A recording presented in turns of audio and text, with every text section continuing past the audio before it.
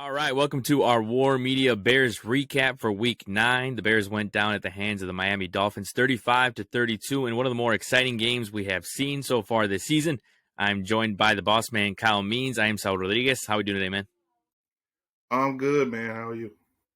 Not bad, not bad. Just kind of, recovering from that game because it was just like so much happened in that, Yeah. whether it be penalties or whether it be Justin Fields breaking records or just, and also just, glad to be there. And especially, hey, first game we're, together this year. So it's been a while. So it was cool to enjoy that together. And yeah. Exactly. I felt pretty lucky, with it being my first game of the year. It was your second, but Mm-hmm. it was my first game of this season that it turned out to be such a good game, and I think it's memorable. Probably a loss as the Bears will have. Usually when the Bears lose, it's not much you can take from it, but Mm-hmm. this is pretty. I would say a pretty constructive loss. Even they played the offense at least played really to a level that we're not used to seeing here in Chicago. Mm-hmm. A level that you really want to see out of a modern NFL offense. Like you said, the record set by Justin, he was amazing. Probably a little bit more on the passing side you'd like to see, but we also got to enjoy the a pretty and active debut of Chase Claypool as well, even amongst all that. So yeah, I was happy that I was there and that I was that you were there as well, and War Media was representing, and like I say, turned out to be a pretty interesting game to cover. Yeah, exactly. And I mean, you talked about it a little bit, but it was a definition of like a chaotic affair, and just like even though there's a lot of positives, especially with how Justin Fields played.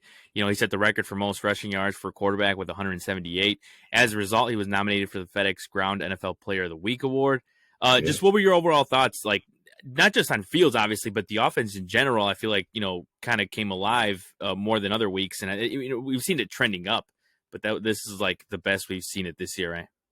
Yeah, like you say, the offense has trended up, and really, since the Washington game, which was the other disaster, they really regrouped in that that bye week, that pseudo bye week that Mm-hmm. they had after it, and they came back with the Monday night game and they looked real good. They scored early against New England and kept momentum going through that game, and they showed some things with the designed runs. That was sort of the first that we really saw of Justin really being allowed to do things purposefully with the run instead of just having to scramble and run for his life. So that was a nice reveal. The run, the traditional run game was still going strong as well, and that kept on into the Dallas game. And in the Dallas game, we got to see a little bit more of the vertical offense, and we got to see some more things with Komet, and N'Keal Harry got in the end zone for the first time, and then you got more of the passing game, and the the running backs weren't as effective in the Miami game as you would like to see, but that was probably part of what with Justin taking up a lot of the air of the offense yesterday. They took away from Khalil Herbert and Demo Montgomery, but the Bears still had I forget the threshold, was it 225 or 250, but their fourth straight game total of rushing yards in that 200 realm, and that's quite an accomplishment there. And the Bears are really finding ways to get that contribution through the run game as every week, and they're building upon that. And we're getting to see a little bit more of the passing offense. It was a sophistication to the passing that I think was very was nice to see in the Dolphins game.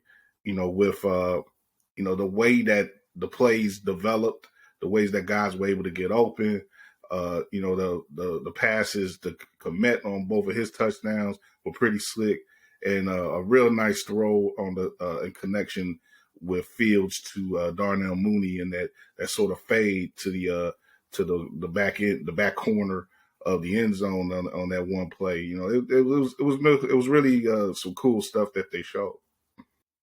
Yeah, no, of course, and then also, I mean, I feel like when you watch how defenses approach Justin Fields, I feel like sometimes, especially at the beginning of the year, is that they were trying to control the run game. They were trying to, kind of have Fields, as much as they weren't, obviously, because just how explosive the running game was at the beginning of the season. But I feel like a lot of defense, especially Miami, it looked like they were kind of having the game plan of let Fields beat us, by the air or in the air, but it didn't really work out that way, right? Like I don't think they obviously know he has the skill to run, but I don't think they expected this, especially how he played this game. So I think that's the good thing about how he was able to adapt.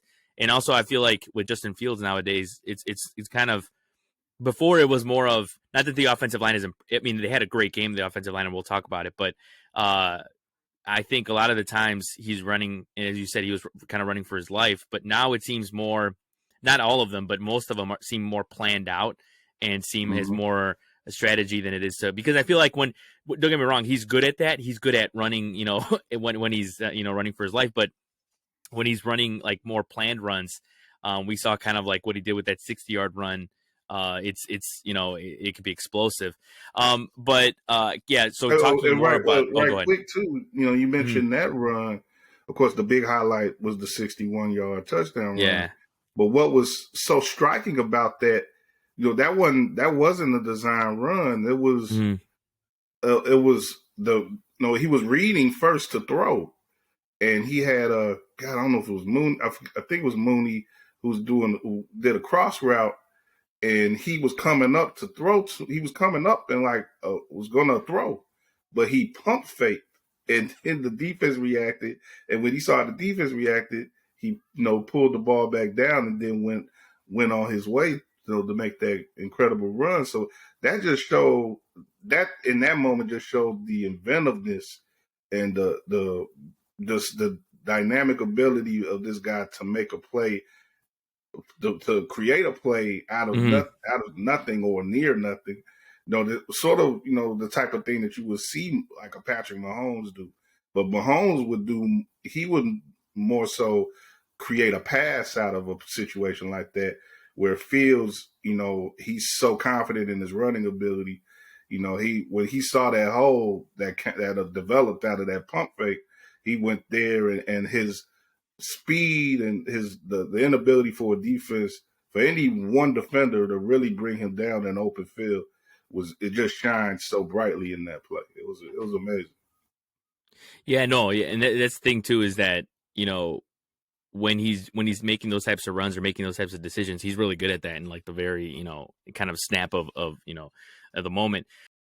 All right, but now moving on to the offensive line, and you actually mentioned it. We talked about it at the game too, talking about how it was funny because right when we talked about how they had given up no sacks, they Yeah. proceeded they proceeded to give one up, and then you actually point, yeah, yeah, CBS, the broadcast of CBS had put that up on the screen, and so it was the perfect, the perfect jinx broadcast jinx, yeah, I guess, where they notified that the audience that the Bears hadn't give up a sack to that point, and yeah, the very next play, he went down, but still, for him to only go down once in a game is a nice note, and a lot of it has to do with him moving out of the pocket and moving the pocket itself purposefully.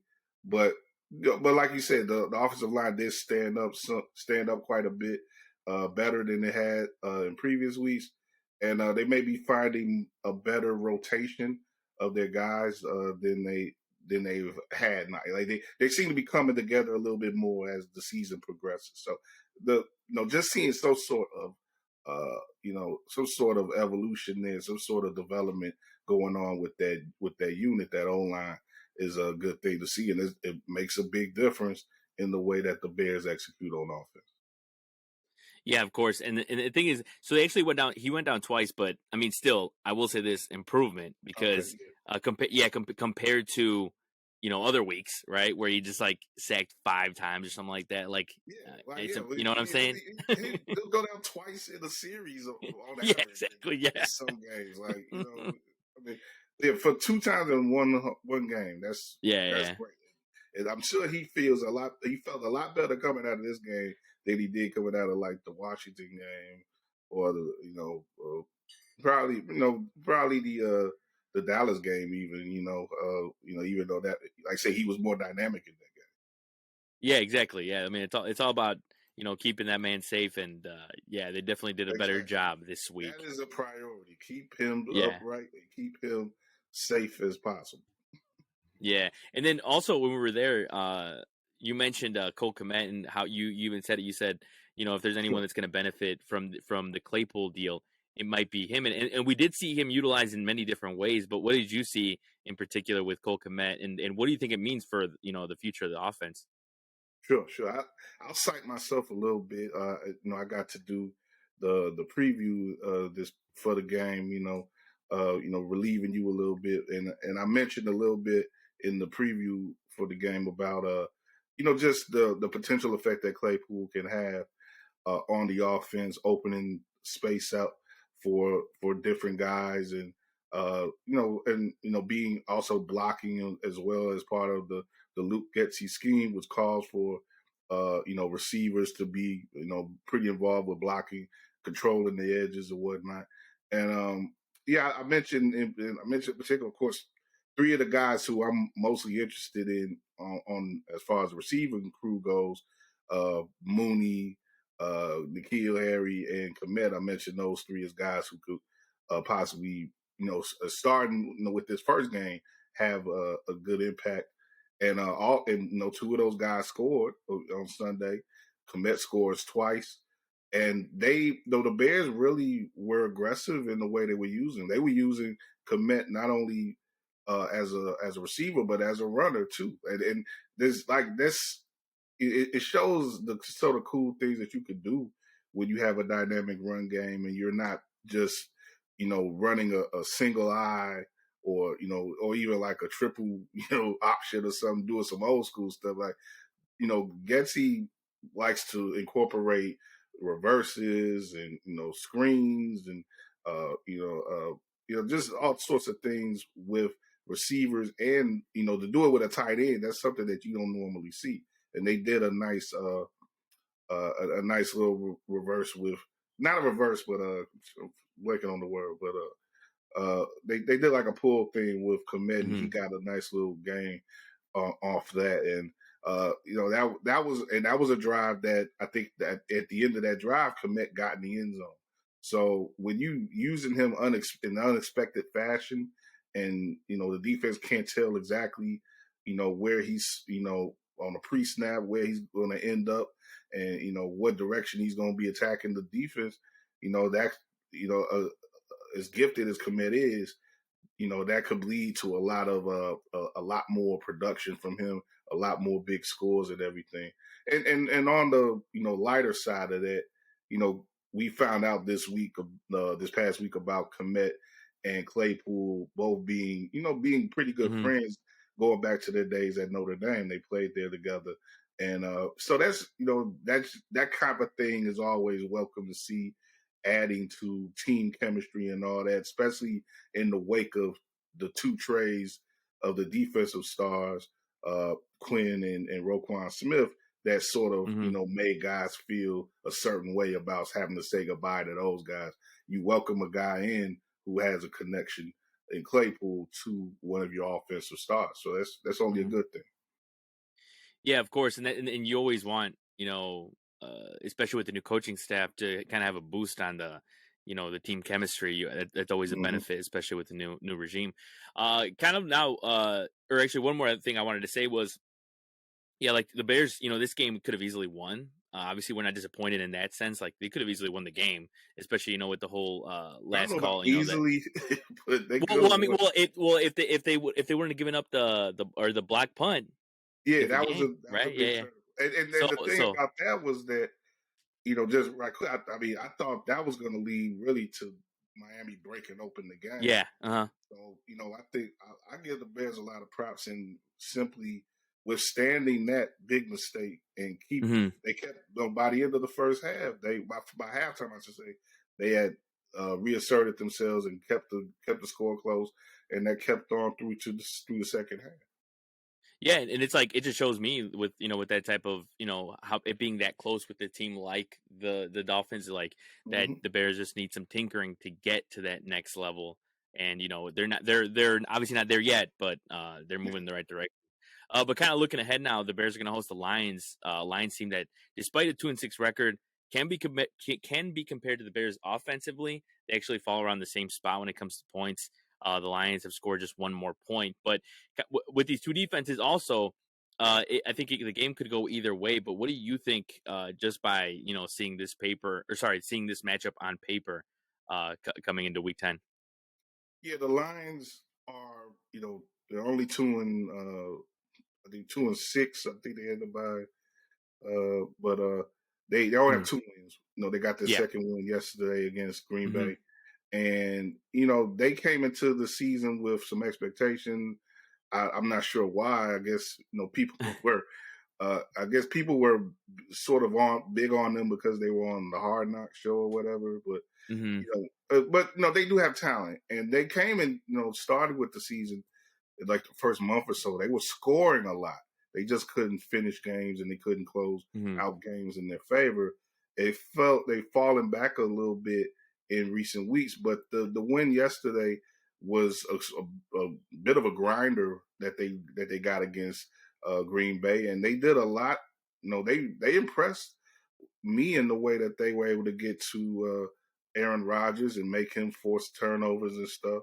So the Bears can't sleep on the fact that their offense is getting better and they're executing better. They have to make sure that they do the things that they want to do and do them execute them well and not allow Detroit to take control.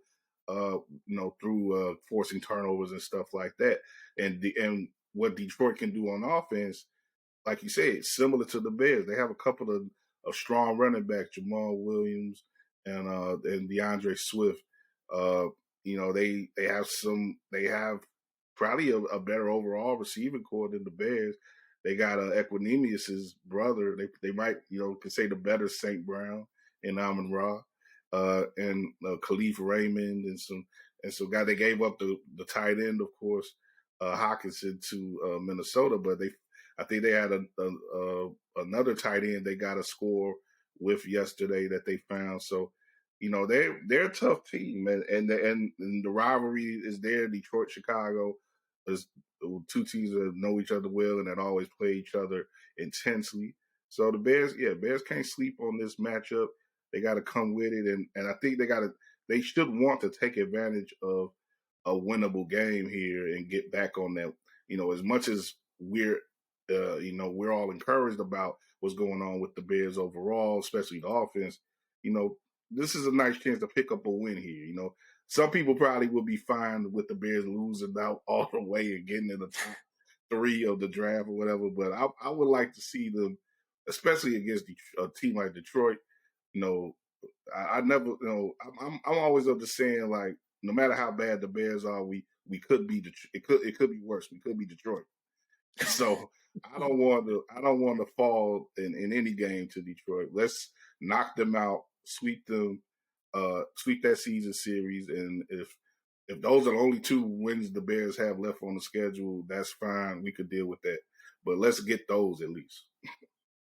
Yeah, and of course, you look at the schedule when you talk about that, talking about the Lions, and like when they have the Falcons, then after the Lions, they play the Yeah, Jets. There's some really fascinating games coming up, and I'm not gonna Buffalo, yeah, Buffalo, yeah, Eagles. and yeah. So it's gonna be there's gonna be a lot of good tests and a lot of games that are winnable, but that that will give the Bears a chance to win, I guess, in that sense, kind of like the Falcons game or whatever, but. Yeah, it's gonna be fascinating to see what they do down the stretch. Nonetheless, but I think that's a good place to wrap for this week's Bears recap. We're planning to be there on Sunday for the Bears Lions Week 10 matchup, so we'll bring you some more content on the socials. So keep tabs on the at War Media TikTok to Instagram to Twitter, all that. So hopefully everyone enjoys that, and hopefully everyone enjoys their week.